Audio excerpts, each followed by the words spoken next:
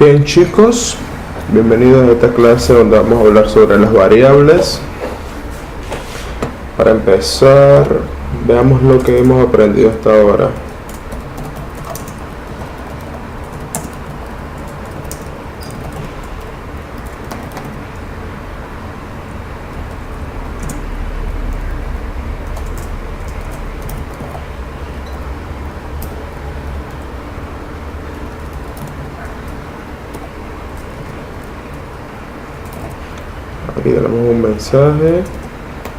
Aquí tenemos un mensaje. Vamos a ejecutarlo y vemos que se ejecutó correctamente. Esto es lo que conocemos hasta ahora: imprimir un mensaje. Ahora vamos a conocer sobre los distintos tipos de variables que hay.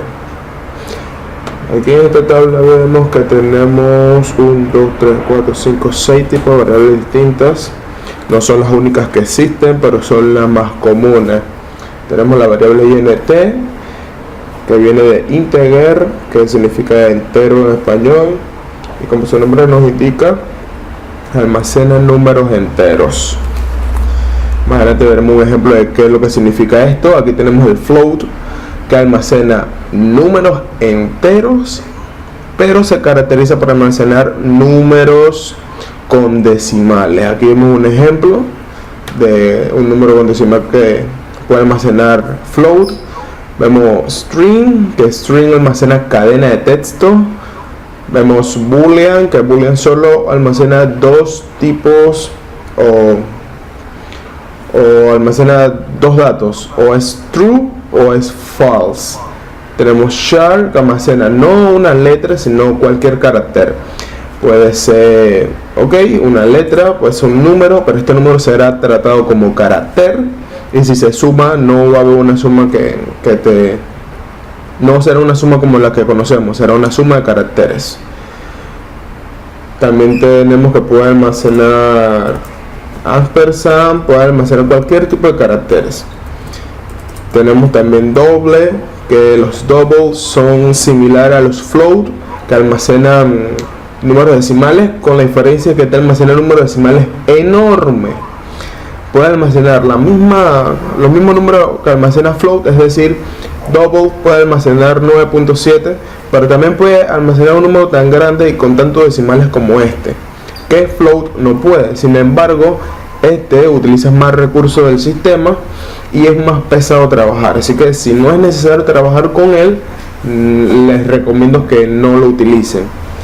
Y bien, ¿cómo podemos hacer uso de estos tipos de variables en Java? La declaración de las variables, como vemos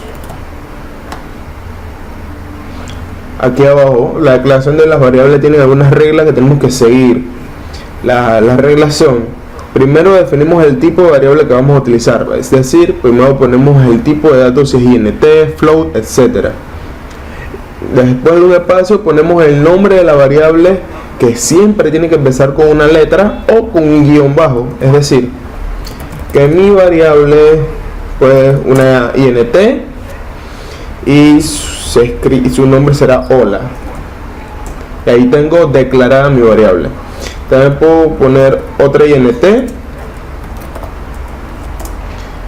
y está bien escrito, a pesar de que vemos que empieza con números, pero si nos fijamos bien, aquí hay un guión bajo, es decir, si queremos poner números en nuestras variables como primer carácter reconocido, tenemos que hacer uso de un guión bajo. Podemos cambiar el guión bajo por una letra, vemos que no tenemos error. Algo que también podemos hacer es, como ambos son números enteros, yo lo puedo declarar en la misma línea, solo que seguido de una coma. De esta forma puedo declarar varias variables del mismo tipo de dato. Si me explico bien, puedo declarar las variables que yo quiera del mismo tipo de dato. Ven que escribí garabato, pero esos son nombres de variables. Una buena práctica es ponerle nombre a las variables con nombres que digan para qué serán usados. Es decir, vamos a almacenar un número entero aquí. Yo voy a poner num enter. Es un poco largo el nombre de esta variable, así que mejor pongo num ent o simplemente num. Y ahí ya sé que estoy almacenando un número. ¿Cómo declaramos otro tipo de variable? De la misma forma, el float. Ven, aquí me aparece un error. ¿Y qué me dice? La variable local está duplicada. Es decir, yo no puedo declarar dos veces la misma variable. Aunque si hacemos un pequeño cambio como este, ya la variable es distinta y no hay error. ¿Qué más podemos declarar? String. Que aquí vemos que string no se pone del mismo color que el resto. Y también vemos que tiene que llevar una S mayúscula. Esta es la excepción a la regla. Es una palabra clave, pero no se pone en morado como el resto. Y es la única que va con su inicial en mayúscula. Vamos a boolean.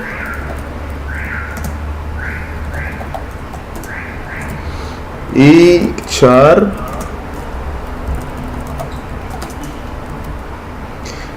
Y double.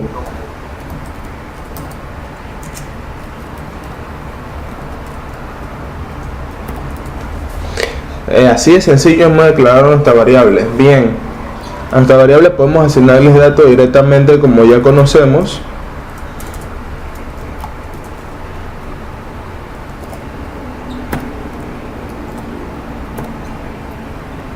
Bien, aquí vemos un error. Pero ¿qué pasó si estoy escribiendo decimal? Pues veamos. Aquí dice que no se puede convertir de double a float. Está diciéndonos que lo que tenemos allí es un double. Entonces, ¿cómo hacemos el cast o cómo hacemos el cambio para que fuese solo float? Aquí nos añade el cast, que si ven que es sencillo, solo agregamos entre paréntesis el tipo de dato.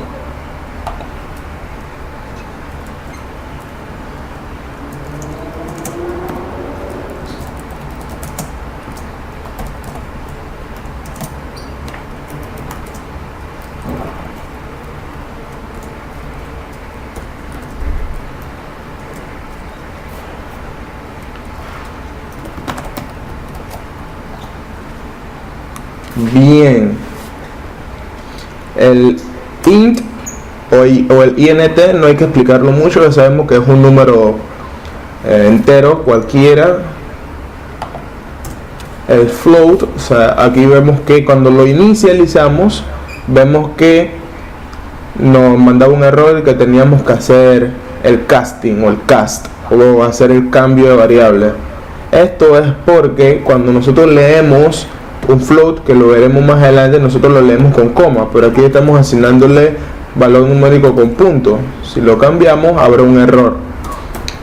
Y más adelante veremos el uso cuando lo agregamos desde un lector.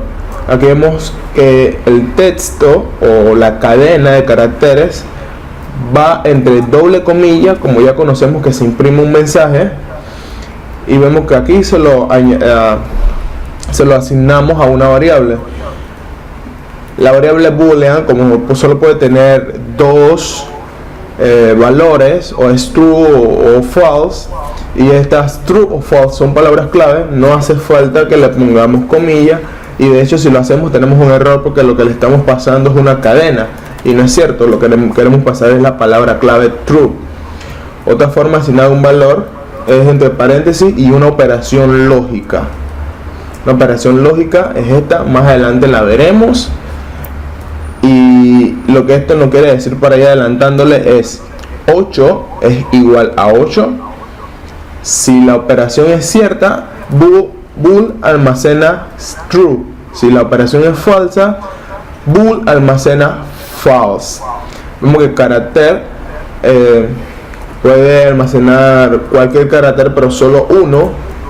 Y lo que más podemos decir de esto es que usamos comillas simples, no la usamos doble como en string con la variable texto, y de hecho si la ponemos en doble tenemos un error, por lo que ponemos comillas simples. Aquí vemos double con un número grande decimal. De hecho, también puede almacenar un número grande entero y puede almacenar un número pequeño o decimal. Pero es un desaprovechamiento de variable. No estamos aprovechando la variable de este modo porque así hubiésemos podido hacer uso de float y nos ahorramos espacio en memoria, porque como ya les mencioné, double utiliza mucho espacio en memoria. Así que regresemos al número enorme que tenía antes. Muy bien, aquí tenemos un mensaje donde imprimiremos las variables que hemos estado utilizando. Damos a run, ok. Y aquí vemos el mensaje. Mi nombre es Daniel Díaz, que es la variable texto. Ahí pongo mi edad y etcétera. De esta manera podemos almacenar datos en variables. Ahora, hagamos lo más interesante aún. Vamos a hacer que sea el usuario quien introduzca esos datos y no el programador. Es decir, quien utilice su programa en lugar de ustedes. Para ello, ya esto es otra clase, vamos a hacer uso de nuestra primera librería. Y bien, ¿qué es una librería? Una librería es un conjunto de clases, de objetos, de código en general, donde hay muchas herramientas que pueden ser útiles para nosotros como programadores y no las tenemos que programar nosotros y alguien más las hizo. Entonces, ¿cómo importamos nuestra librería y cuál librería es? La palabra clave para importar cualquier librería es import, seguido de la ruta o el nombre de la librería. Vamos a utilizar java.util.scanner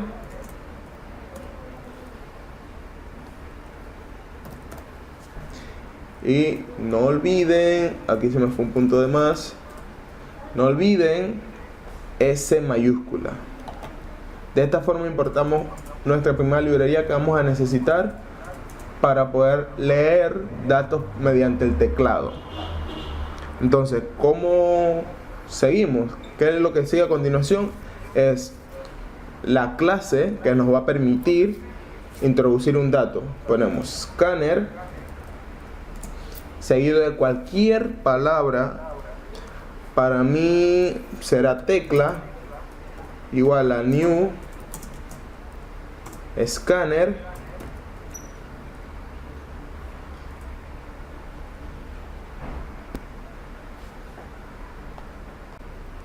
system.in, dos puntos, y en estos dos pasos ya podemos empezar a hacer lectura de datos para nuestras variables. Primero, ¿qué vamos a leer? Yo quiero leer un entero, ya sabemos cómo declarar un entero A y un entero B. Bien, siempre mostramos un mensaje al usuario para que sepa qué es lo que va a introducir. Yo le diré introduzca un número. Bien, aquí es donde viene lo interesante. Para que el usuario le aparezca la línea para introducir, nosotros tenemos que hacer A, que es el nombre de mi variable, es igual a la palabra clave que yo puse, tecla, punto, luego del punto viene un next, int con I mayúscula, cierro y abro paréntesis. De esta forma yo estoy leyendo una variable de tipo entero y solo variable de tipo entero. Probémoslo, pero antes de probar, digamos que nos la impriman y vamos a imprimir A. Aquí nos aparece, introduzca un número, introduzco 9 y me imprime 9 porque fue el número que introducí. Entonces vamos a probar con un número distinto, 9.1, 9.8. Veamos qué ocurre. Bien, error. ¿Por qué ocurrió un error? Porque mi programa estaba esperando una variable de tipo entero y yo le introduje una variable de tipo float. ¿Qué pasa si introducimos en vez de un número una letra o un carácter aleatorio? Mismo error. Ahora si introducimos una palabra, una cadena de texto, mismo error. ¿Por qué? Porque no se lo esperaba, no estaba esperando que introdujera ese tipo de datos. Pero lo que es bastante importante es señalar qué tipo de datos vamos a utilizar en nuestro programa antes de desarrollar nuestro programa. Y bien, como ya sé que va a ser entero lo que voy a introducir, le digo introduzco un número. ¿Qué ocurre si no le digo al usuario que introducir? Veamos. No pasa nada. ¿Cómo que no pasa nada si ahí yo puedo leer algo? De hecho sí, y si me lo introduce y si lo hago puedo leer un número, pero el usuario no lo sabe. ¿Por qué? Porque no llegó el mensaje para introducir un número. Y de hecho el programa sí funciona, solo que no muestra el mensaje al principio, porque si yo lo introduzco como dice en esta línea, él me lo va a tener que imprimir como dice en la siguiente. Veamos. Correcto, lo imprime. Por eso es bastante importante decirle al usuario qué es lo que tiene que hacer. Muy bien, chicos, aquí tenemos otro ejercicio donde declaramos todas las variables que vamos a utilizar, la introducimos y aquí nos muestra un mensaje. Probemos. Pero con número entero 21, 21.0.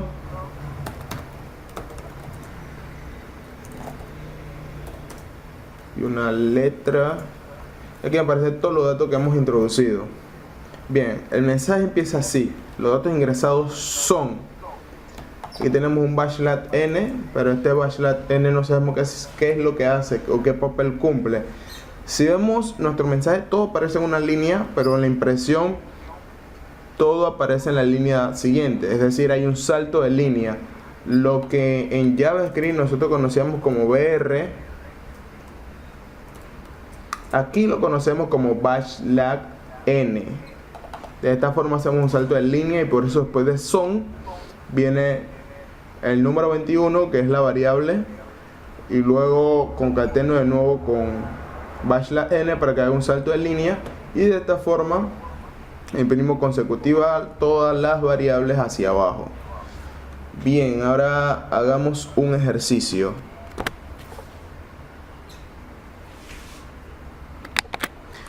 Antes de empezar un ejercicio me gustaría que tuviesen claro esta tabla. Tecla, como le mencioné, es una palabra, el nombre de la función que nos va a permitir leer un dato.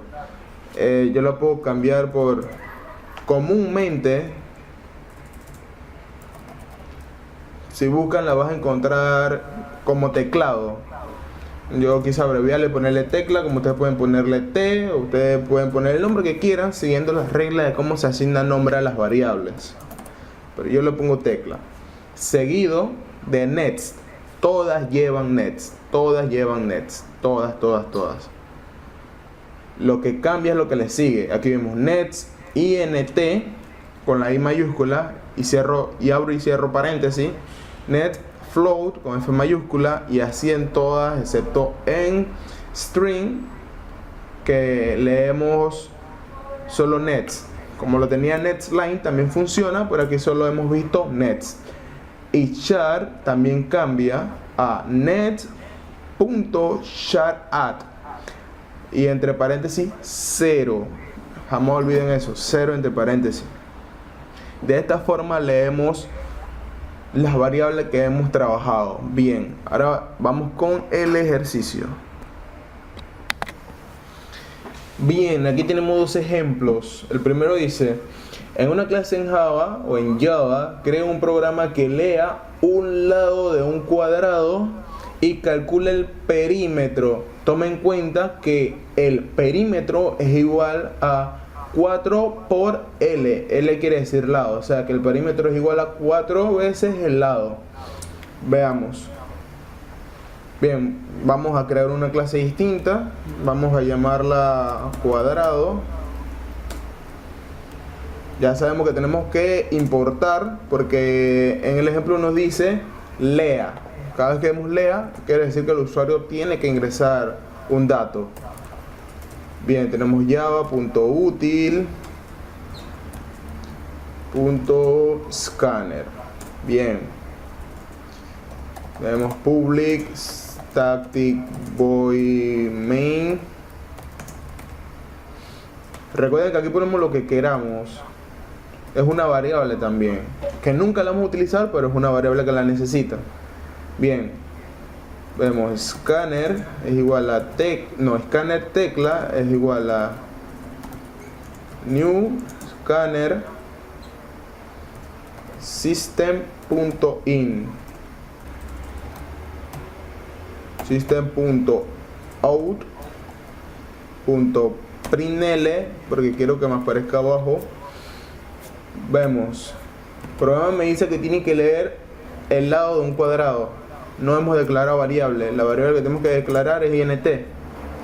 Int, el nombre que queramos, puntos y coma. No le asignamos valor porque el valor se le asigna al usuario. Y escribimos ingrese el lado, o mejor dicho, un lado de su cuadrado.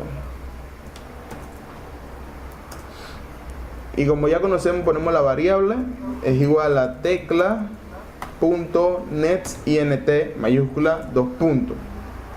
Bien, aquí vamos a hacer uso de nuestra segunda variable para calcular. Nuestra variable será p de perímetro, por lo que la volvemos a declarar arriba y abajo hacemos uso de ella. P es igual a, vemos la fórmula, P es igual a 4 por L. En mi caso, mi L es A, porque es donde yo estoy almacenando la longitud del lado del cuadrado. 4 por A.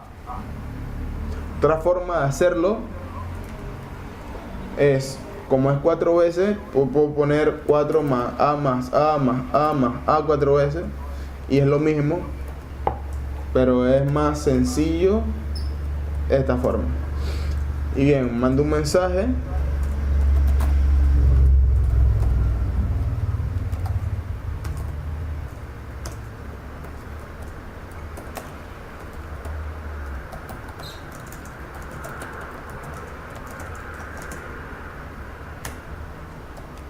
Vamos a probar si funciona. Solo vamos a utilizar cuadrados, así que la variable no nos interesa. Ingrese el lado de su cuadrado. Mi cuadrado mide 8. Dije 8. Bien, si multiplicamos 8 por 4, veamos.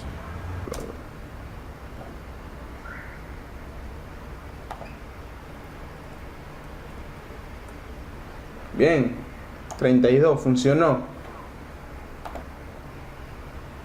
Variable no. Si ingresamos 2, funcionó. De esta forma tenemos un programa que nos lee un lado de un cuadrado y me calcula el perímetro. Eso conociendo la fórmula del perímetro, que fue lo clave aquí. Creamos otra clase para el siguiente ejercicio. Siguiente ejercicio, ¿de qué se trata? En una clase de Java crea un programa que lea dos lados de un triángulo rectángulo y calcule la hipotenusa. Toma en cuenta que C al cuadrado es igual a al cuadrado más B al cuadrado. Bien, tenemos que la hipotenusa es igual a, la hipotenusa al cuadrado es igual a un lado al cuadrado más el otro lado al cuadrado. Veamos. Ponemos triángulo y hacemos lo mismo, import java.util scanner.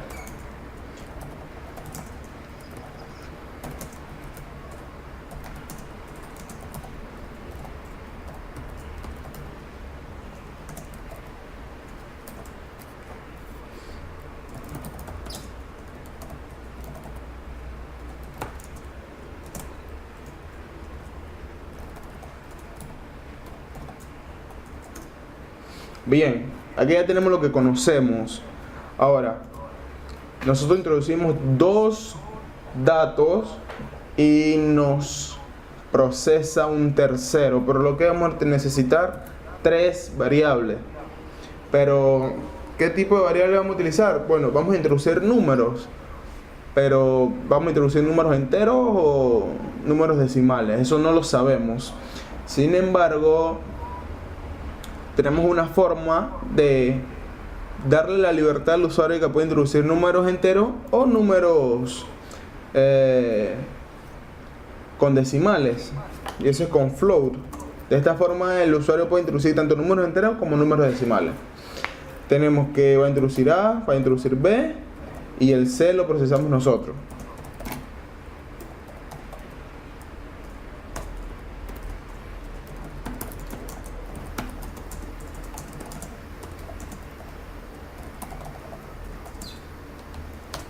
Entonces, ¿cómo era que procesábamos o que introducíamos datos en float?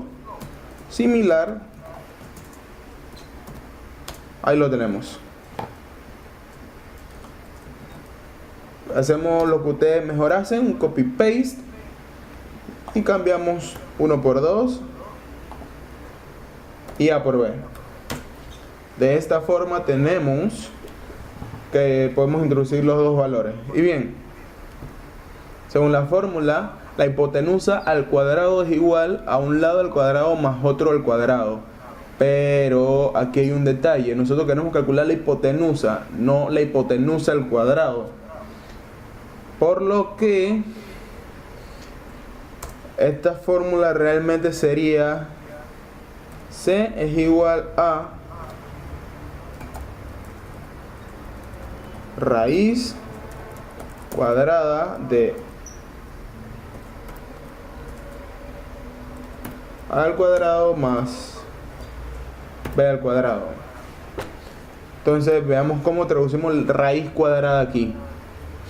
Primero conocemos que C es lo que queremos calcular, y ahora vamos a hacer uso de la librería math, que la conocen de JavaScript. Aquí también la tenemos.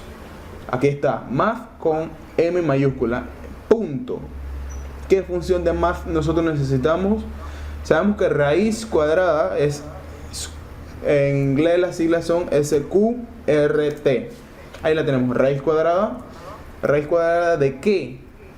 De A al cuadrado más B al cuadrado 2 puntos. Bien, aquí tenemos un problema. ¿Por qué? Puede ser que el operador es indefinido, no está definido para este argumento. No podemos utilizarlo. Aunque veamos si podemos con paréntesis. No podemos utilizar ese argumento. Entonces, ¿cómo hacemos uso de la función correctamente si no podemos hacer uso del elevado? Sí podemos, y hay dos formas. Veamos en internet.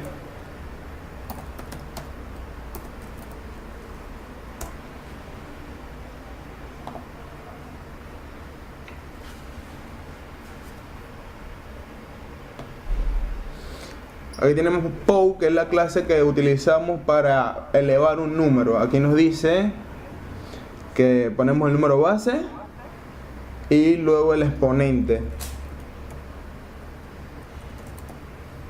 Y ponemos math.POW. El número base conocemos que es A y el exponente es 2. Del mismo modo aquí, math.POW. Número base es B y el exponente es 2.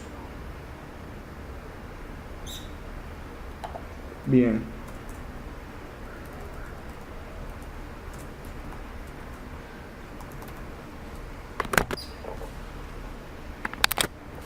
De esta forma lo tenemos, aunque nos siga apareciendo un error. Veamos qué error es. Tenemos que hacer el cast. Y aquí lo tenemos.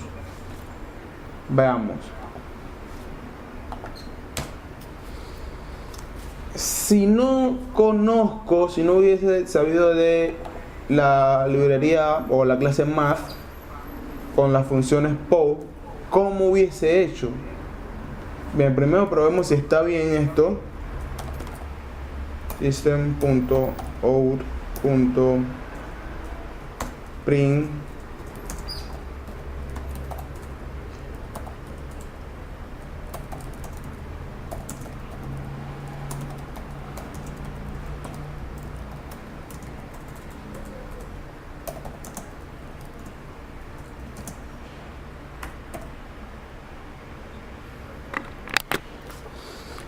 Bien, ahora vamos a ejecutarla. Queremos solo triángulo, variable no nos interesa. Bien, si se está corriendo, vamos bien. Ingrese el lado 1, el lado 1 es 2. Ingrese el lado 2 y el lado 2 es 3. La hipotenusa del triángulo es de 3.6. Veamos si eso es correcto.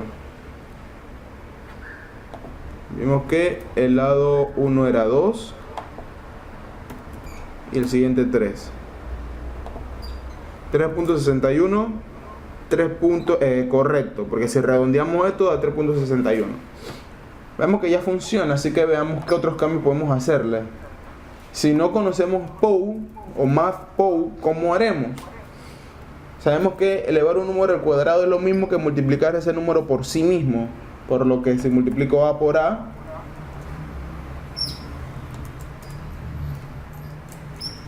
y B por B,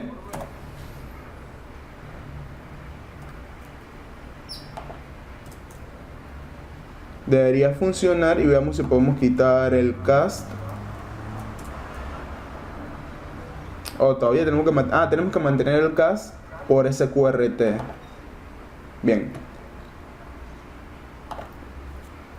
introducimos los mismos valores. Veamos, algún error. No, introducimos los mismos valores 2 y 3, y allí hay un problema. ¿Qué problema hay ahí? Bien, que yo no me fijé que ese QRT le falta un paréntesis.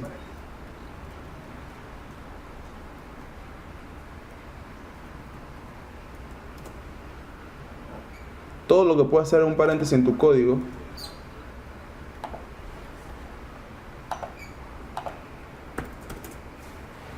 bien, nos dio el mismo valor que nos dio en el anterior. Así que vemos que tenemos formas distintas de hacer el mismo problema.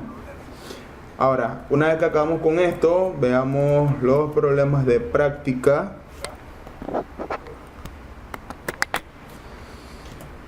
Bien, los ejercicios dice: cree un nuevo proyecto, un proyecto nuevo en Java para cada ejercicio.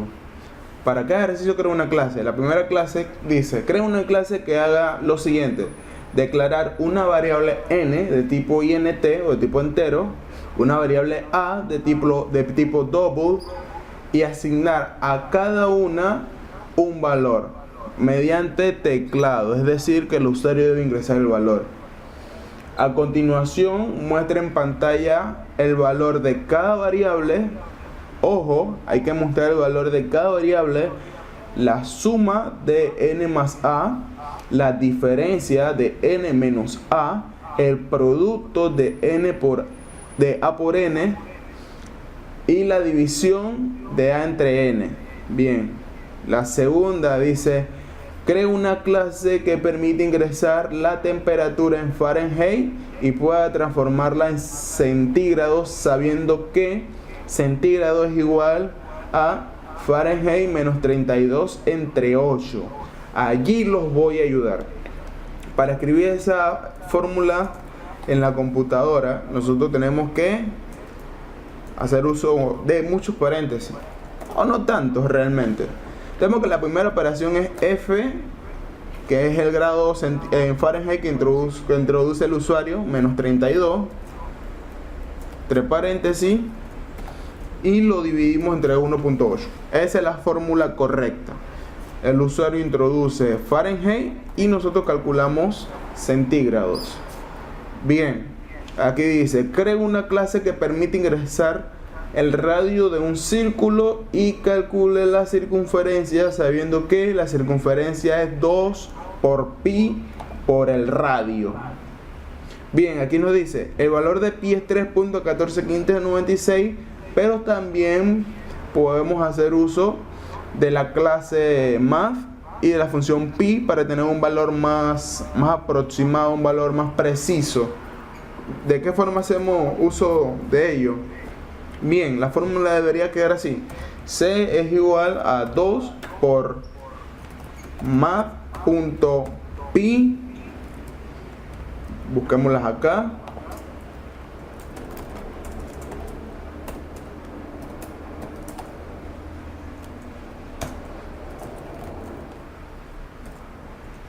Aquí la tenemos. Todo esto no lo necesitamos. Vamos a imprimir pi. Está un número mucho más preciso. 92. Aquí puse 96 y 92. Más punto pi en mayúscula por el radio, que es el valor que introduce el usuario.